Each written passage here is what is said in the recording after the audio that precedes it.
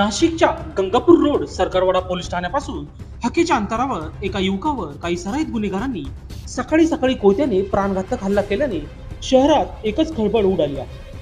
या घटनेमुळे पोलीस प्रशासनाविरोधात नागरिकांनी आपला संताप व्यक्त केला आहे. आकाश धनवटे हा सकाळी गंगापूर रोडवरील मॅरेथॉन चौकाजवळ पंडित कॉलनी परिसराकडे जात असताना संशयित अथर्व दाते याने त्याच्या इतर 4 ते 5 साथीदारांसोबत येऊन आकाश धनवटे याच्यावर कोयत्याने प्राणघातक हल्ला केला.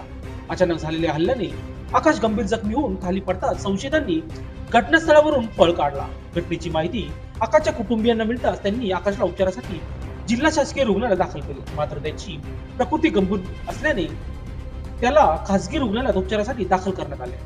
याबाबत सरकारवाडा पोलीस ठाण्याच्या अधिकारी कर्मचाऱ्यासह घटनास्थळी धाव घेत पंचनामा केला. तसेच संशयितांना पकडण्यासाठी